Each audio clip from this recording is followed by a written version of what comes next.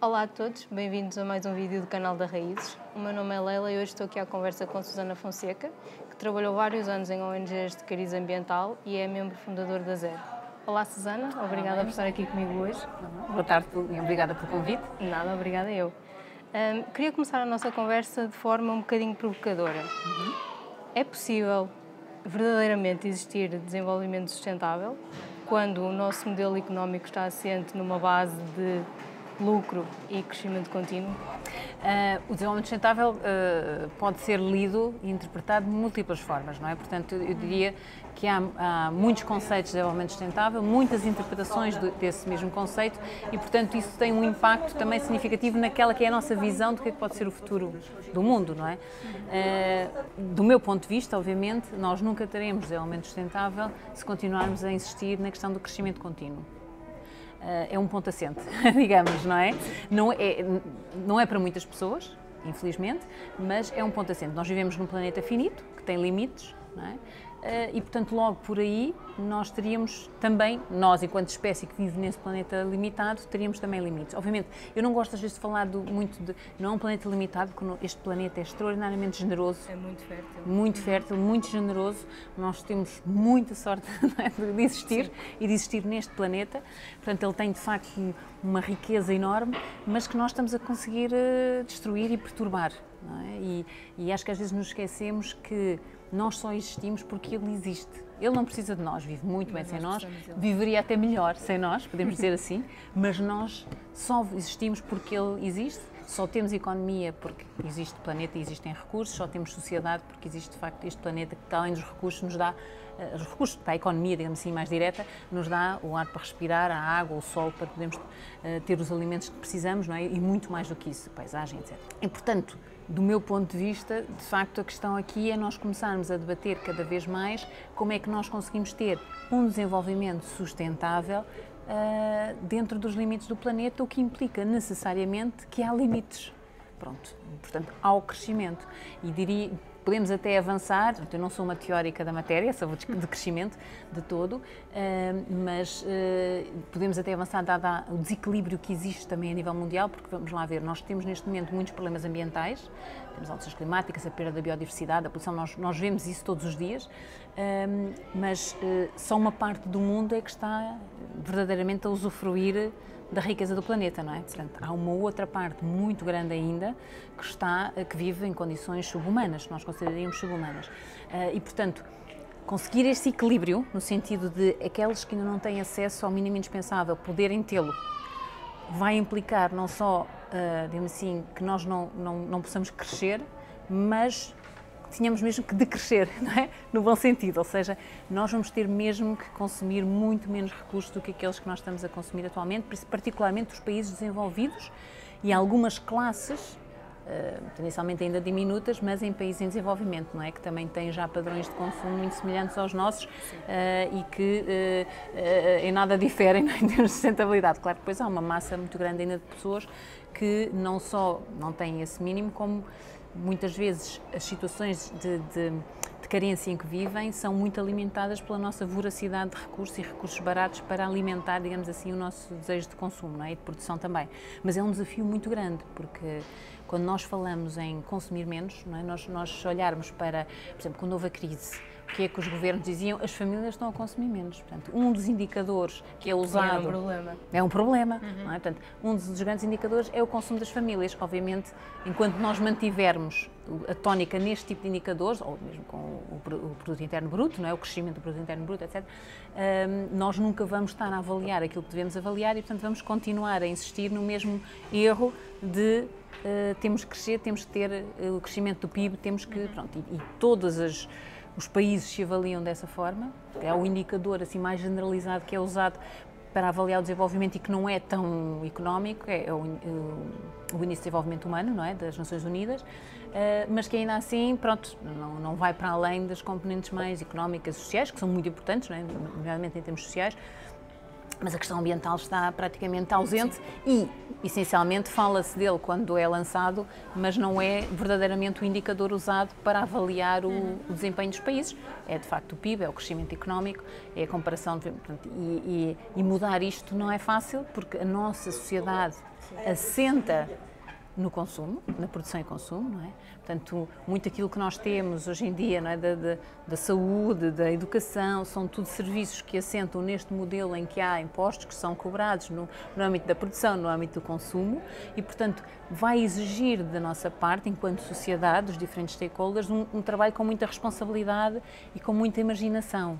Não é? Claro que já há modelos, já há pessoas que se dedicam, sim, não é, de forma muito mais pormenorizada a possíveis modelos futuros, não é, em termos de crescimento, mas de facto vai ser diferente e vai implicar um trabalho de todos e uma colaboração de todos, sendo que não é fácil, porque de facto as pessoas continuam ainda hoje a ser formadas, mesmo nas universidades, por exemplo, dentro deste modelo. Sim, sem terem qualquer tipo de noção em relação aos problemas que ou questionamento. Sim. Não é? É que poderia ser, pelo menos, haver uma cadeira obrigatória de questionamento, qualquer coisa assim, sim, não é? Questionar pensamento o sistema, crítico. Pensamento crítico. Sim. Mas não é isso que temos, não é? E depois, então, quando chegam, mesmo que tenham algum pensamento crítico, quando chegam ao mercado de trabalho, está tudo formatado de uma certa forma e pronto, ou entras ou... Exatamente. É muito difícil nós sairmos fora deste padrão, é mesmo complicado. Muito, muito difícil. E depois, em termos políticos, de facto, também não é fácil para um político que queira ter uma postura diferente, também não é fácil, não é? Porque ele tem, ao fim e ao cabo, que convencer as pessoas com um discurso que é o discurso que ninguém quer ouvir, que é que vão ter que alterar os seus modelos os seus estilos de vida, não é? Que vão ter que retrair-se, embora, obviamente, quando nós falamos, por exemplo, de conceitos como o de suficiência, que é um conceito que eu aprecio bastante, porque é um conceito que não é de restrição no sentido de eu não posso aceder, é eu não quero aceder, porque compreendo que não é necessário aceder. E isso é que é importante, essa consciência vai ser muito... Não é difícil de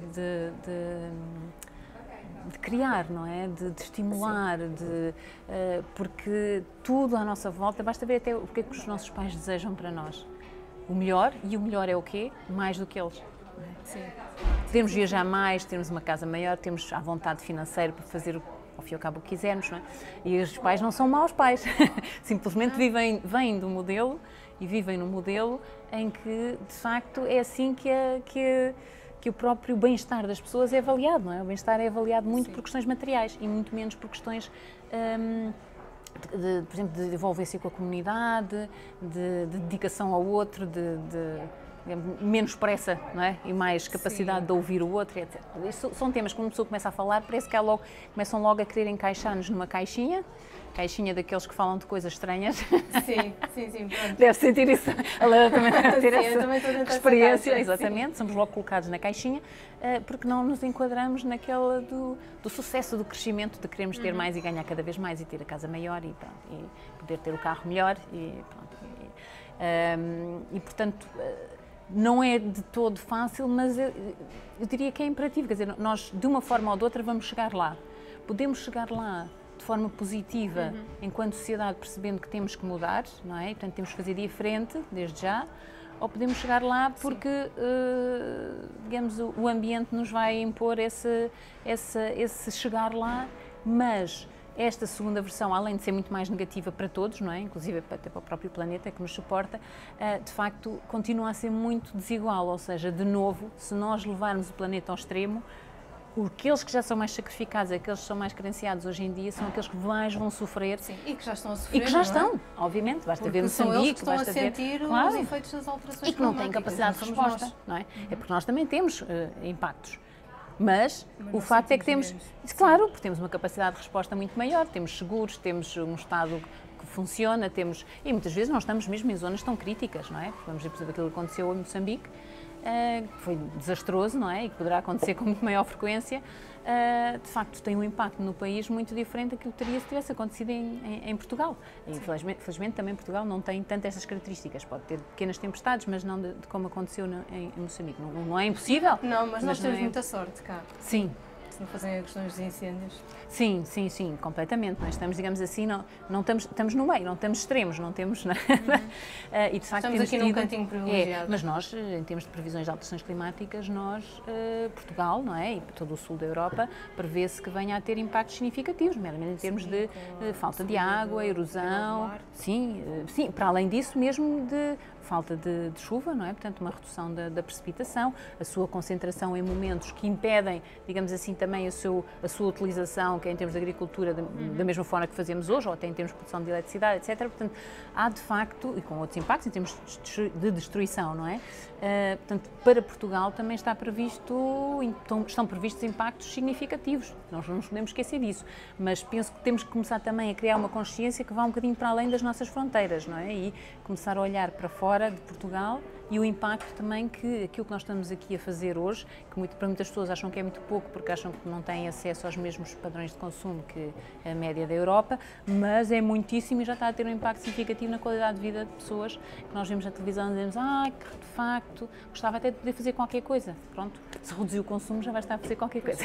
Eu acho que nós pensamos muito como se estivéssemos isolados, ou seja, pensamos em Portugal e estamos a fazer as coisas aqui, mas esquecemos do outro lado do mundo há pessoas que precisam de crescer ainda. Sim, sim, ou seja, exatamente. Nós estamos aqui, estamos a fazer algumas medidas que não sei até que ponto vão ter impacto ou não, mas que por si só não fazem nada no bem geral, no bem do planeta, porque nós temos uma outra realidade em que se nós continuarmos a crescer, e mesmo que seja pouco, o outro lado do mundo ainda precisa de satisfazer as necessidades básicas, ou seja, ainda precisa de crescer bastante e nós temos que perceber se calhar não podemos ser tudo enquanto outros não têm nada. Claro. Isso é muito difícil explicar a uma pessoa. Muitíssimo, até porque como a tendência geral é para pensar que ainda não tem o suficiente, não é? Que ainda não tem tanto quanto outros têm e esta lógica de estar sempre à procura, não é? Parece que nunca estamos satisfeitos, a insatisfação não é má em si, se não for direcionada para as questões materiais. Se não for consumo, não é? Exatamente, isso foi uma coisa que foi criada e que nos foi incutida. Ou seja, isto até aos anos 40, 50, se calhar não se via desta forma. Pronto, é assim, nós em termos da divisão das espécies, podemos dizer assim, nós somos consumidores, não é? Nós não somos produtores. As plantas são produtoras, os animais são consumidores. Portanto, o nós consumirmos, o nós termos um determinado impacto é quase incontornável, porque nós somos de facto consumidores, não produzimos nada, ao contrário do que imaginamos. Sim, nós estamos aqui e não termos impacto. Exatamente, pronto, porque nós consumimos o que os outros produzem para nós, nomeadamente as plantas, não é? E os serviços dos ecossistemas, etc. Mas, portanto, nós somos de facto consumidores. Agora, o que aconteceu foi um aceleramento muito grande e uma construção de uma economia em cima desta lógica de consumo muito desenfreado, porque o consumo sempre fez parte da economia, quando também... Pronto, de novo, não é a minha área, mas se pensarmos, não é, em termos dos povos, havia sempre as trocas comerciais, havia sempre, não é, portanto, a questão do consumo, da troca, portanto, sempre aconteceu, mas claro, numa dimensão muito menor. Era o essencial. Sim, na altura era o essencial, até porque não tínhamos meios muitas vezes para fazer de outra forma. A partir do momento também ganhámos, com a tecnologia, não é? Ganhámos a capacidade de produzir em excesso, de conservar determinadas coisas, de transformar de forma diferente. Pronto, e foram-se criando necessidades que é muito difícil lidar. Por exemplo, a área da tecnologia é uma das áreas, tecnologia mesmo de comunicação, não é? Portanto, os computadores, os telemóveis, todas essas áreas são áreas extremamente complexas de grande impacto ambiental, elevadíssimo impacto ambiental, sobre as quais é muito difícil falar e dizer nós vamos ter que fazer isto de forma diferente, nós vamos ter que conseguir usar os equipamentos durante muito mais tempo, nós vamos ter que conseguir repará-los com muito maior facilidade, reutilizar durante mais tempo, quer dizer, são tudo conceitos que implicam uma transformação. Não quer dizer que depois da transformação estar a ocorrer, as pessoas não compreendam e aceitem exatamente, e aceitem como fazendo sentido, não é? Mas neste momento é de facto um corte, implica um corte. Todas estas medidas que se falam agora também têm, muitas delas em termos de economia circular, não é? De maior reutilização de embalagens, de utensílios, não é? Que nós usamos sempre no takeaway, etc.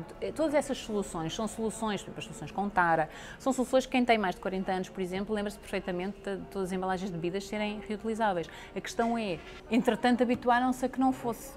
Não é? A que não fossem, neste caso. Sim, e, portanto, isso da facilitação do mais fácil. E é mais fácil que não sejam reutilizáveis do que ser reutilizáveis, embora possa fazer mais sentido, até quando as pessoas pensam sobre o assunto, que que sejam reutilizáveis. Portanto, há aqui depois uma guerra entre o que é prático e o que é lógico, podemos dizer assim. E para isso, do meu ponto de vista, será muito importante que os sinais sejam os corretos, e neste momento também não são, não é? Portanto, quem quiser ter uma escolha, nós não vamos ser todos peritos em ambiente, nem em pegadas ambientais de produtos, nem nada disso, e portanto nós precisamos, quando temos mesmo que comprar qualquer coisa, nós precisamos que os sinais nos sejam dados de forma muito clara, não é? Nós temos que comprar novo, deve ser dispendioso, difícil, para que nós comecemos por avaliar outras opções. Estas mensagens são maravilhosas, as pessoas adoram isto, quando é que ser difícil comprar coisas novas. Pronto. Mas faz todo sentido, porque o preço que nós pagamos pelas coisas neste momento não é o preço real das coisas. De todo. E as pessoas mesmo não pelos têm alimentos, sequer não é? essa noção. Não. E acham, bem pelo contrário, que o ideal era que fosse, Sim. que ainda fosse mais barato, não é? Portanto, nós temos que ter sinais em que eu, quando preciso de qualquer coisa, perceba que, para já avaliar se entre as coisas que eu já tenho, consigo, de algum modo, reutilizar, não é? Avaliar se entre aqueles que estão à minha volta, se há a possibilidade de trocar qualquer coisa, ou em segunda mão, através dos sites, etc. Já há muitas ferramentas agora também de trocas, não é? E de venda também, em segunda mão, não tem problema nenhum. Portanto, ao fim e ao cabo, nós temos que ter sinais, e um dos sinais mais fortes é o preço. Portanto, obviamente a sensibilização é muito importante, mas nós não vamos chegar lá. Da minha experiência, eu já ando nisto há algum tempo, e faço a minha formação de base, que é em Sociologia, portanto eu não sou uma ambientalista comum, e de facto a sensibilização, a formação, a informação são fundamentais, mas não são suficientes. É preciso trabalhar a montante, é preciso criar uma sociedade que estimule também estas opções sustentáveis, quer por parte das empresas, não é? Que têm que produzir, ao fim e ao cabo, elas vivem também de produzir algumas coisas, quer por parte também dos cidadãos, dos consumidores em geral, pronto. Mas mesmo por parte das empresas há que procurar até outros modelos, porque a reutilização também abre portas a muitas possibilidades, a segunda mão também, a reparação também, portanto há aqui muitas possibilidades, não é tudo restrições. Agora, aquilo que seria mais importante é nós de facto percebermos que não podemos continuar, aquilo que nós vemos nas notícias e que nos preocupa é resultado também das nossas ações cotidianas, das nossas opções. E só aqui uma notinha sobre algo que ela estava a dizer há pouco e que eu concordo plenamente, que é a questão de nós olharmos especificamente para o nosso umbigo, não é? Olharmos normalmente de forma muito fechada. Eu acho que o caso mais crítico, que é outra área que as pessoas adoram que eu falo, que é a questão da população. Tudo o que se diz em Portugal sobre a baixa natalidade não tem qualquer relação com o que se passa no mundo, ou seja, nós analisamos a população em Portugal baseados única e exclusivamente nas nossas fronteiras, quando vivemos num mundo, não é? Portanto, se há falta de pessoas, esta é a minha posição, pode ser criticada, se nós precisamos de mão de obra, há tantas pessoas que gostariam de ter uma oportunidade também de poder vir colaborar com condições, atenção, não é? Legalmente, trazendo as suas famílias, etc. E por aí também, de novo, podiam eventualmente nascer mais crianças, mas a população continua a ser uma das maiores pressões que nós temos. Nós temos a população mundial a aumentar de forma significativa e, portanto, num planeta limitado, quando nós temos uma coisa que cresce, como a economia cresce, mas a população também, portanto, nós vamos ter cada vez menos recursos para cada pessoa. E, portanto, seria fundamental nós percebermos que não é tanto aumentar a natalidade aqui, nós temos é que perceber como é que conseguimos até eventualmente equilibrar, se é necessário trazer outras pessoas, há pessoas que querem vir, então vamos dar-lhes essa oportunidade. Não é manter as situações de pobreza nos seus países para que eles tenham vontade de vir, não é isso. Bem pelo contrário, não é? Mas há sempre movimentos migratórios, sempre houve e sempre haverá, mesmo que as condições sejam muito boas nos países, as pessoas querem, não é, procurar outras opções.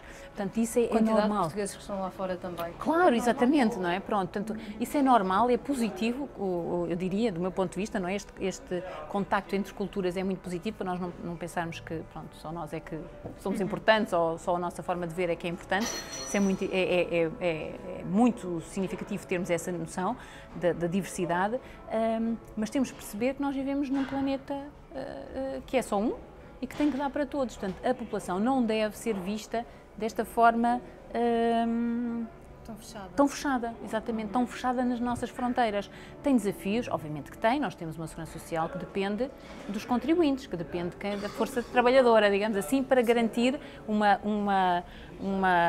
digamos assim, um período da vida, as pessoas que já trabalharam também, um período da vida descansado em que podem usufruir da sua reforma. Mas então, se calhar, enquanto sociedade, não é tanto estar a promover a natalidade, mas sim encontrar formas de financiar este sistema que é fundamental para o bem-estar das populações, não é? Que é quando nós já não temos idade para poder trabalhar, podemos contar com este apoio, para o qual também contribuímos, obviamente, para podermos continuar a ter uma vida digna. Isso é fundamental. E outra coisa, e isto não implica que não se possa dar condições para as pessoas terem filhos, que é uma coisa diferente, não é? Que é outra, quer dizer, também, de novo, não é a questão da restrição. Sim, tudo sem fundamentalismo. Sim, exato. E não é aquela ideia de agora não vamos dar condições aos pais, vamos retirar os abonos, etc., que é para eles não terem tantos filhos. Não é nada disso. Cada vez seria mais importante que nós, enquanto sociedade, investíssemos para que os pais tivessem tempo para as suas crianças. Porque ter tempo para as suas crianças é ter tempo também um bocadinho para si, de certa forma, não é? Para ter outro tempo fora do trabalho, desses momentos de stress, e é investir também no futuro, não é? Em bons relacionamentos, em pessoas saudáveis, em crianças saudáveis, até em termos mentais, em termos cognitivos. Portanto, é muito importante ter essa até a relação não só com a geração dos pais, mas dos avós, etc. Portanto, isso devia ser estimulado pela nossa sociedade e dar condições para as pessoas, se querem ter 2 filhos ou 3 filhos, possam tê-los, não é? Mas não fazer disso como se fosse uma questão fundamental para o país, porque existem outras formas. Existem outras formas e existem muitas pessoas que gostariam imenso de poder estar aqui em Portugal se nós dessemos boas condições e não as condições também que atualmente damos a quem nos chega, não é? Pronto. Sim, eu percebo totalmente esse ponto de vista. Agora, não sei se ele é facilmente aceite, não é por toda a gente. E por... Não é de todo. Pois. Não é de todo.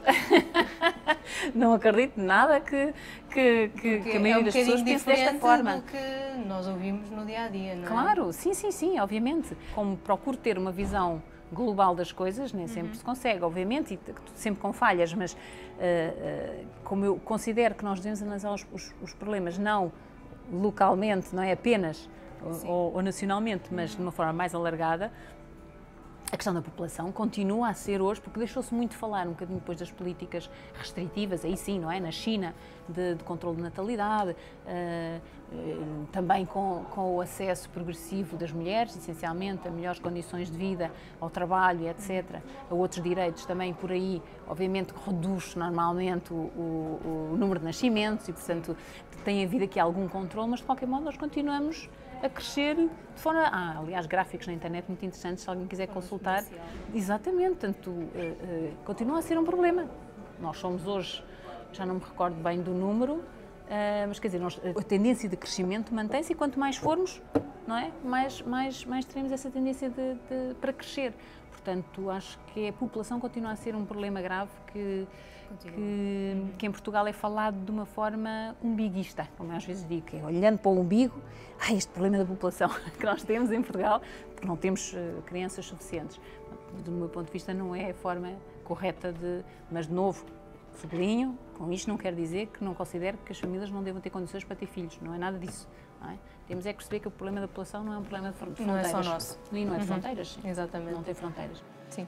Agora, pegando um bocadinho, se calhar, na questão de nós enquanto consumidores, nós temos um poder enorme nas nossas mãos e a maior parte das pessoas não se apercebe disso.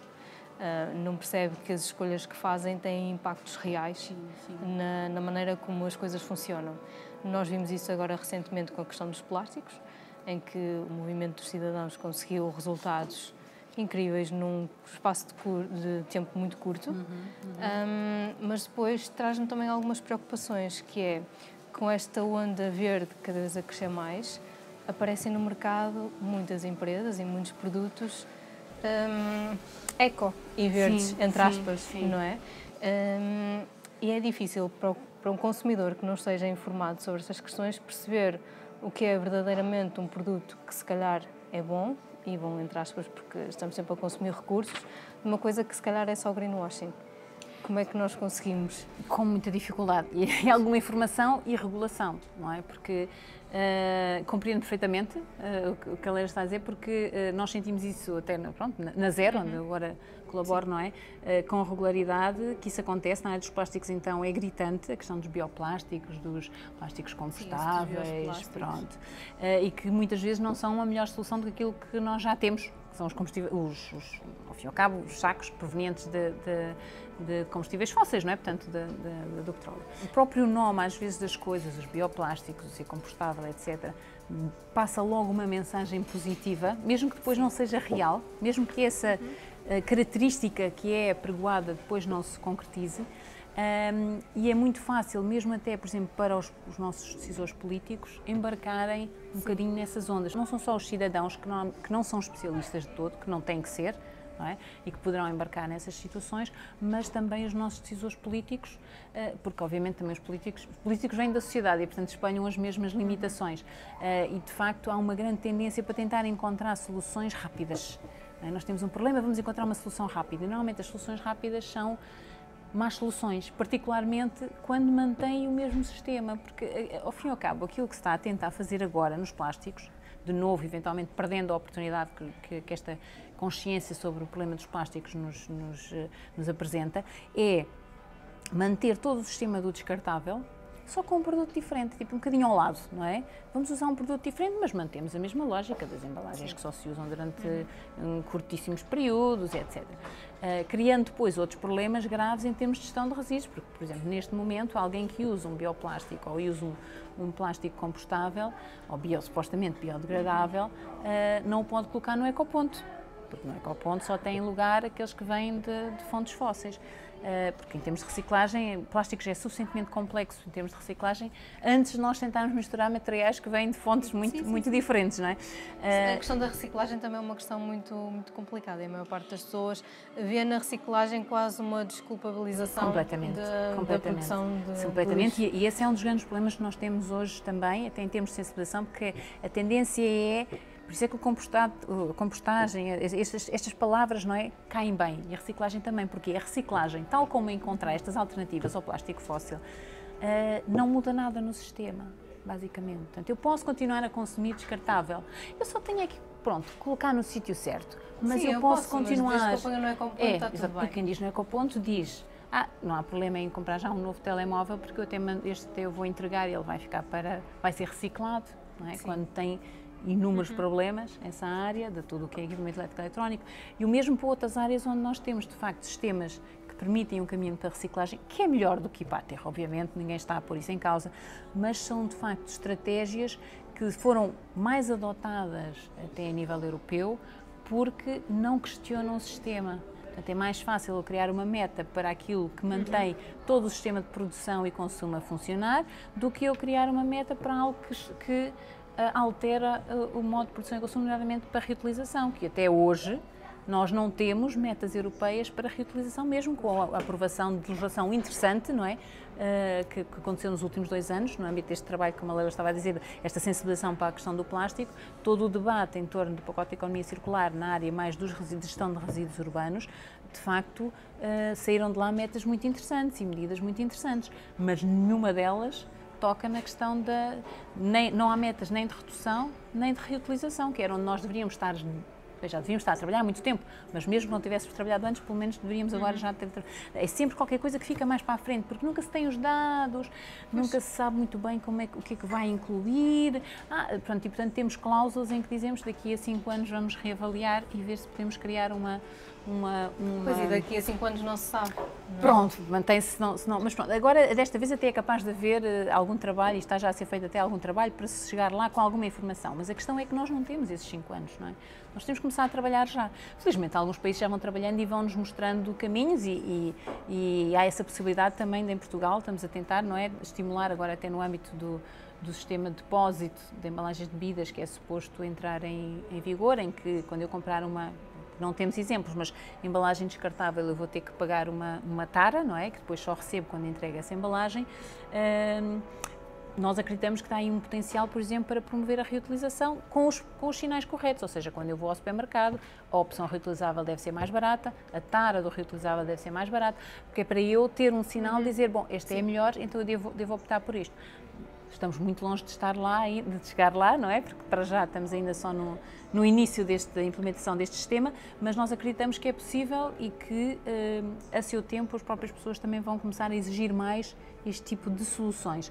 Mas, de facto, a questão da informação e das pessoas conseguirem tomar uma decisão também informada é muito complicada, porque há muita comunicação em torno desta questão do ser ecológico, que não é real, mas que as pessoas não têm capacidade para discernir, nem os próprios partidos, porque nós, por exemplo, nós na ZER, nós fizemos um parecer que enviámos à Comissão de Ambiente, agora na avaliação desta proposta do Partido Ecológico dos Verdes sobre a proibição de plásticos, de sacos de plástico de origem fóssil para fruta, legumes e pão, alertando para as questões de substituir por outras alternativas não é necessariamente melhor em termos ambientais. O ideal seria pôr todos os sacos descartáveis a pagar para que houvesse um estímulo à reutilização. Não ouvimos falar nada e acredito que se tivesse introduzido alguma coisa de pagamento, isso surgiria nas notícias. Não é? Porque normalmente, quando se fala de taxas ou custo, etc., isso normalmente aparece sempre. E, portanto, é uma daquelas situações onde nós estamos, a partir de avançar para uma medida que, do ponto de vista ambiental, é altamente questionável. E do ponto de vista até de sustentabilidade futura, dos sinais que dá aos cidadãos, também é altamente questionável, porque nós não estamos a promover a reutilização de todo, não é? Que a lei diz tem que haver alternativas. Exatamente. E, portanto, de novo, é manter o mesmo sistema sempre, sem questionar e sem perceber que, de facto, nós vamos ter que fazer diferente. Fazer a mesma... até uma frase que eu nunca me lembro, nunca consigo lembrar estas coisas, que é fazer a mesma coisa e esperar resultados diferentes não é um sinal de inteligência, não é? Pronto. E é mais ou menos aquilo que nós às vezes sentimos em termos de muitas destas decisões que são tomadas, até da forma, por várias empresas nós temos visto que se diz, até a mais gritante foi mesmo do supermercado na Holanda, o primeiro que vieram em todas as notícias, supermercado abre na Holanda sem plásticos. E eu, fui logo espreitar na internet para tentar perceber o que era. E não era mais, pronto, tinha alguma componente a granel, mas, digamos assim, grande parte das prateleiras estava cheia de plástico. Estava cheia de plásticos, só que eram plásticos os biodegradáveis ou compostáveis ou o que seja, portanto, descartável, questionamento, nada, não é? Basicamente é manter sempre o mesmo sistema. Enquanto nós não mudarmos o princípio, é isso, as coisas vão ser sempre iguais. É a mesma eterna questão do plástico versus papel.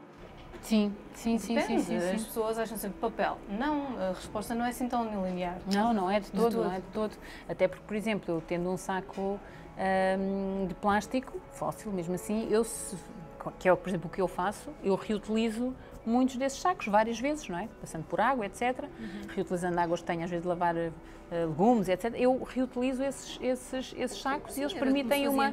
Claro, e eu não preciso estar sempre a ir buscar novos sacos. Claro, também há outras soluções mais ecológicas, no sentido de não usar um recurso que é um recurso finito e que nós sabemos que tem um impacto brutal, não é? Em termos ambientais, como é o caso do plástico. Há aquelas questões, as soluções em tecido, aqueles sacos em tecido muito leve, que nós até em casa também podemos fazer. Às vezes temos tecidos assim até às vezes um lençol mais antigo, mais velho, que está, ao fim e ao cabo, nós queremos sacos que não pesem muito, não é? Porque senão quando estamos a pesar as coisas, estamos a pesar o nosso saco também. Pronto, mas há tantas pessoas habilidosas, é muito fácil, não é preciso estar a comprar, as pessoas podem fazer os seus próprios sacos para ir às compras, quer dizer, não é difícil. Não é difícil, não é? E até pode ser uma atividade muito interessante, por exemplo, para quem tem crianças, e não só, pronto, eu estou a pensar quem tem crianças, tenho uma, não é? E às vezes nós fazíamos estas atividades mais de bricolagem, não tantas quanto deveria, não é? Em termos de tempo, mas fazíamos. E são atividades interessantes e que podem estimular até nas gerações mais novas esta ideia da reutilização, porque podemos igual coisa que temos em casa, não é? E comprar um tecido novo para fazer os sacos, não é isso, não é? Isso mudava logo toda a lógica. Exatamente, mas reutilizar coisas que já temos, portanto, mas este modelo, para ser estimulado, de facto nós temos que ter os sinais no mercado para se tornar mais alargado, não é? Porque claro que nós já temos pessoas que levam os seus sacos, eu já levo os meus sacos, geralmente a Lana também já leva os seus sacos e há muitas pessoas que felizmente eu vejo que já levam os seus sacos, uns de plástico, outros de pano, outros pronto, o que for. E agora já é normal, mas no início as pessoas ficavam, onde é que arranjaste esses sacos? Eu lembro-me da primeira vez que levei meus sacos de tule, as compras no supermercado, a senhora ficou... mas que cenouras é que são estas? E eu disse, mas esse saco é meu. E ela ficou muito atarantada porque não percebia que cenouras eram aquelas. Qual era aquele saco? Eu tive que dizer 3 vezes que o saco era meu. Pois, claro.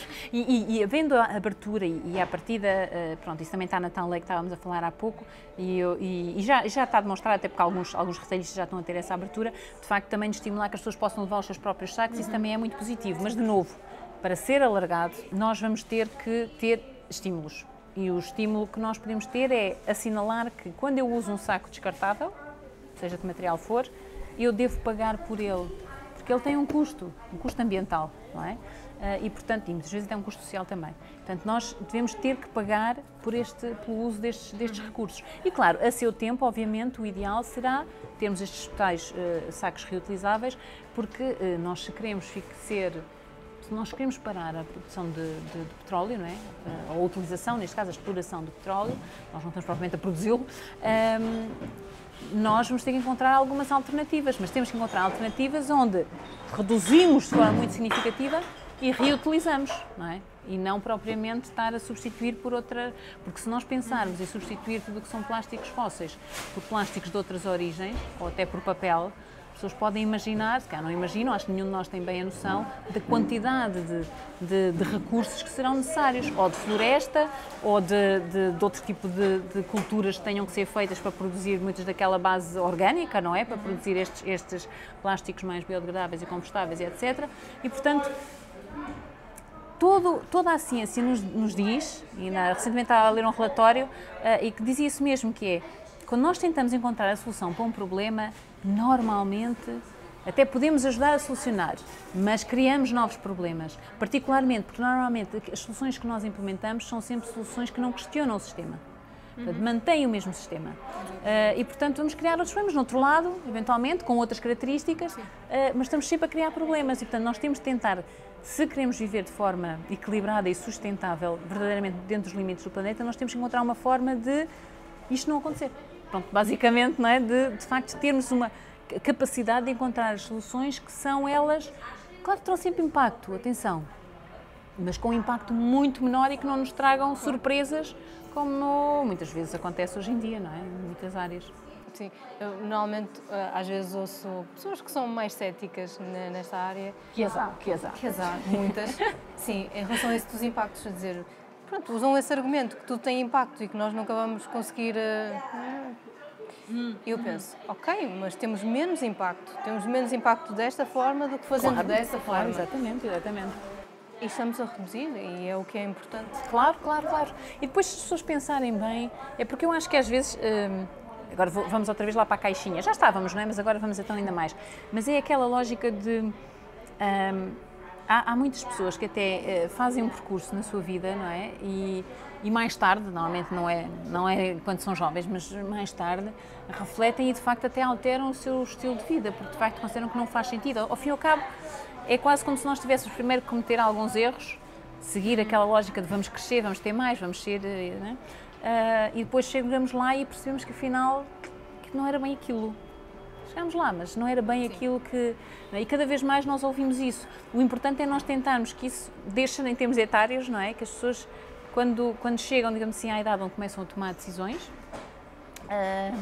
já tenham essa noção, que de facto o ter mais não é relevante, ou não é? E que será muito mais relevante ser o ser mais, não é? Ser mais enquanto pessoa, na sua relação com a comunidade. Valorizar e com mais o ser em vez do ter. Sim, pronto, que obviamente já estou lá na caixinha, mas também não faz mal. Sim, eu também estou nessa caixinha. Eu gostava que toda a gente estivesse nessa caixinha, Exatamente. mas ainda temos um longo caminho a percorrer. Sim, muito longo e mesmo até nas camadas mais jovens, eu tenho uma filha de 10 anos, é um trabalho que tem que ser feito, não é por se viver num meio onde se calhar se defendem determinadas coisas que necessariamente se tornam adeptos, porque de facto os impulsos, os inputs, não é? Portanto, a informação, a publicidade, o grupo, têm uma grande influência naquilo que nós depois queremos ser, queremos mostrar, ter, etc. E, portanto, não é um desafio simples, mas como eu às vezes termino as minhas apresentações, até quando tenho essa oportunidade, quer dizer, é um desafio interessante, não é negativo nós estarmos num momento de viragem da história, não é? Em que nós podemos de facto ter um papel, e eu acho que nós também temos que pensar, nos dias mais difíceis, temos que pensar que há um papel que nós podemos desempenhar. Portanto, estamos num período de mudança e nós vamos se calhar poder dizer aos nossos netos Sim, fizemos parte dessa mudança. Exatamente, não é? Em vez de termos feito parte do problema. Portanto, acho que temos que nos agarrar um bocadinho a estas questões positivas para ultrapassar muitos desafios que temos em mão, que não são de todos simples, não é? Eu acredito que tem que existir uma redução de consumo, não é? E que temos que cada vez mais valorizar produtos de qualidade. Sim. No entanto, isso leva-me a outra questão que me preocupa muito, que é a questão da obsolescência programada. É como é que nós, num mercado que está programado para as coisas a variarem daqui por 12 meses, 24 meses, como é que nós conseguimos ter coisas de qualidade e que durem? Aí eu acho que a única forma, quer dizer, há duas formas. Uma delas, do meu ponto de vista e daquilo que nós defendemos também na Zero, é a principal, é a questão da regulação e a regulamentação. Portanto, nós temos que ter entidades públicas mais interventivas a esse nível e que proíbam, e que não só proíbam, mas investiguem, analisem, testem, monitorizem. Porque tudo o que é eletrónico neste momento... Mas nem é só a questão eletrónica, por exemplo, os têxteis. Sim, mesma coisa. É a mesma coisa. Se calhar não é tão intuitivo nós associarmos. Não, normalmente é sempre a questão da reparação ou não, não é? De se estraga ou não, é tipo avaria. As têxteis não se avariam, não é? Mas também se estragam. Ganham os borbotos, ganham os buraquinhos e, portanto, nós podemos produzir têxteis com maior qualidade, obviamente, não é? Que nos durem mais tempo. Portanto, esse é um caminho que, do nosso ponto de vista, irá acontecer, até porque em termos de, no âmbito do pacote de economia circular, há um grande reforço na responsabilidade alargada do produtor. Ou seja, aquele sistema como nós temos sempre das embalagens, quando nós compramos embalagem descartável, há aquele ponto verde, como nós muitas vezes designamos, quer dizer que aquela embalagem, para ser colocada no mercado, pagou um valor que está a ser gerido por uma entidade para garantir que aquela embalagem depois pode ser encaminhada para reciclagem, etc. E aquilo que está a ser preconizado a nível europeu é que o valor que um produto paga ao ser colocado no mercado tenha também a ver, ou esteja também relacionado com a sua durabilidade, ou a sua capacidade de ser reparado, etc., não é? Dependendo depois do tipo de produto, ou poder ser reutilizado. E, portanto, esses podem ser sinais muito importantes para também cada vez mais nós temos produtos no mercado que são mais duráveis, que são mais confiáveis, se quisermos. Depois também ainda podemos mexer na questão das garantias, não é? E aumentar os períodos de garantia obrigatórios e, portanto, que aí a marca não terá interesse nenhum em criar produtos que se avariem antes, porque a responsabilidade passa a ser deles. Portanto, há aqui vários caminhos que têm que ser tomados, sendo que a regulamentação é muito importante, mas também é importante nós termos, ao mesmo tempo, cidadãos que exigem este tipo de coisas. E, portanto, nós conseguimos, e eu sinto isso perfeitamente, nós conseguimos o que conseguimos na área dos plásticos, porque houve uma mobilização social muito grande. Não é? Portanto, o tema dos plásticos, com todos os problemas que possa haver agora em termos de interpretação de soluções, etc., de facto foi um tema que conseguiu o seu espaço, portanto, foi demonstrado claramente que os cidadãos queriam a ação e, portanto, os políticos, não ao nível que nós gostaríamos, mas lá foram respondendo, não é? Pronto. Nas alterações climáticas também notamos um pouco isso. Há outras áreas menos, não é? Nós temos aquele relatório altamente preocupante sobre a questão da biodiversidade e da perda de biodiversidade e nós não vemos de todo uma intervenção tão musculada. Sim. E até porque é um tema mais complexo que não mobiliza, por exemplo, até tanto os jovens, não é? As alterações climáticas, aquela mobilização dos jovens foi de facto muito importante, até mesmo para as eleições europeias, diria eu. Esta é a minha interpretação, não é? Mas a própria viragem para o verde em alguns países também teve muito a ver com esta consciência dos jovens, não é? E este expressar pelos jovens da sua incomodidade perante a inação dos governos. E, portanto, levou ali a uma mobilização interessante e, portanto, é também fundamental. Nós, na Zero, e também fruto da nossa experiência, temos trabalhado e focamos muito o nosso trabalho na questão das políticas, que elas têm que estar lá. Mas, ao mesmo tempo, é muito mais fácil nós podermos focar nas políticas, se houver aqui uma sociedade civil que está a empurrar, que está a exigir e que já não se revê em determinados modelos, não é? Pronto. E lá está. É possível, como foi possível nestes temas, e quanto mais conscientes as pessoas tiverem sobre determinados temas, porque normalmente também, claro que nós, de novo, também não vamos ser especialistas em todos os temas, mas há relações, não é, que se criam. Nós sabemos que as alterações climáticas estão diretamente relacionadas com a perda da biodiversidade, por exemplo. E, portanto, as próprias alterações climáticas decorrem de muita exploração que nós fazemos para ter plásticos, por exemplo, não é? Portanto, há uma enorme relação entre os problemas ambientais. E, portanto, por aí pode ser que também comece a haver mais espaço para esses problemas, que não são tão fáceis de qualquer modo, de jeito de tónica positiva.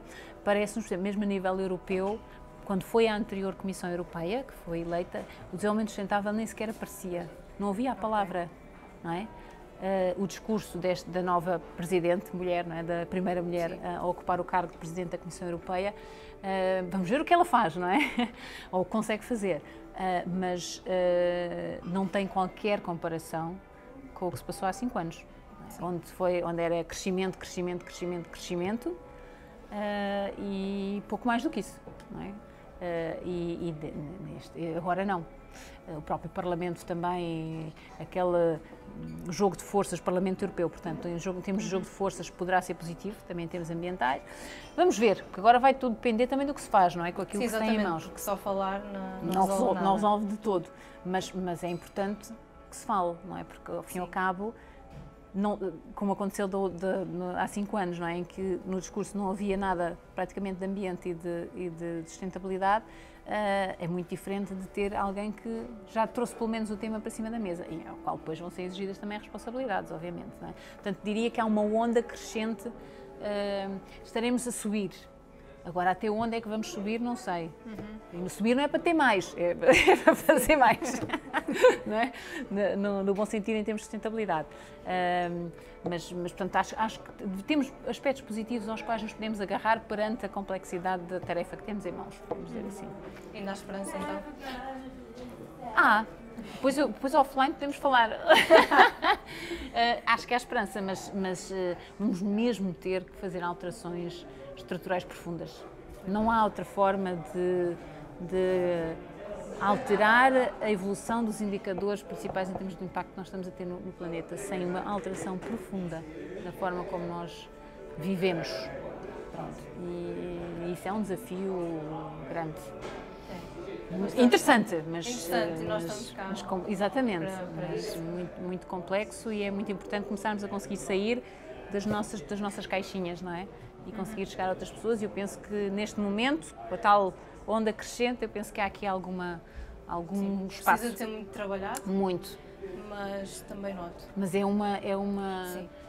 bom acordar de manhã para trabalhar para estas coisas, não é? Mesmo que seja às 5 da manhã. Sim, mesmo que seja às 5 da manhã. Exato. Portanto, acho que estamos num bom momento da história, um momento de viragem, para o qual todos nós podemos contribuir, essencialmente.